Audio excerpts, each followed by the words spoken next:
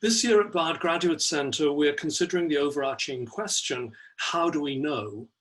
In pursuing this question in the context of art museums, I'm going to talk about a particular set of puzzles that art museums face, focusing on one museum. Can art museum scholars pursue research that encompasses the properties and associations of artworks and philosophical issues that relate to them? Between 1991 and 92, the Solomon R. Guggenheim Museum acquired more than 300 items associated with minimalism, post-minimalism, and conceptualism from the Italian collectors Giovanna and Giuseppe Panza di Biumo. The collectors had acquired these items directly from artists or their dealers or agents.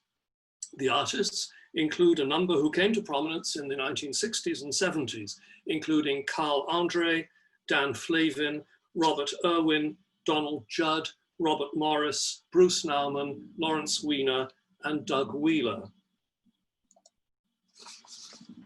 Some of these works were not in physical form, but were certificates, contracts, and written and diagrammatic sets of instructions for fabrication. This was possible because of a significant change in the conception of what constitutes an artwork.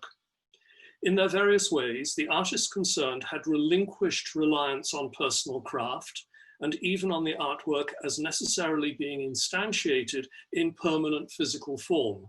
Instead, the artists stipulated that the artwork could find its realization by persons doing no more than following instructions.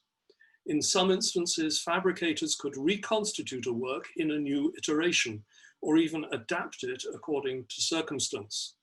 The artwork, therefore, initially lodged not in a finished object personally made or even directly supervised in its construction by an artist, but rather in instructions drawn up by an artist to be executed by anyone licensed to do so. Just where or in what the artwork in these circumstances can be said to reside, even if the artist's instructions are followed faithfully, is itself a vexed philosophical question.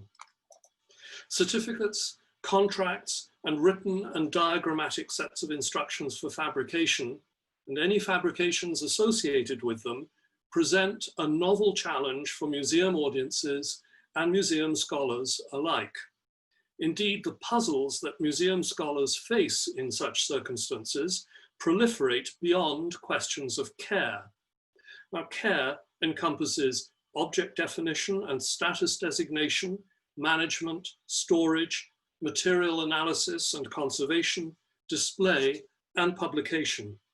Issues above and beyond care include more broadly philosophical matters concerning epistemological, ontological, ethical, and jurisprudential considerations. These include, but are not limited to, authorship, authenticity, ownership, and interpretive rights. Even if these questions are, in the first place, the concerns of museum scholars, and in the second, of philosophers, they must also concern a wide range of museum visitors whose encounters with such things will inevitably be subtly shaped by the decisions museum scholars and administrators make.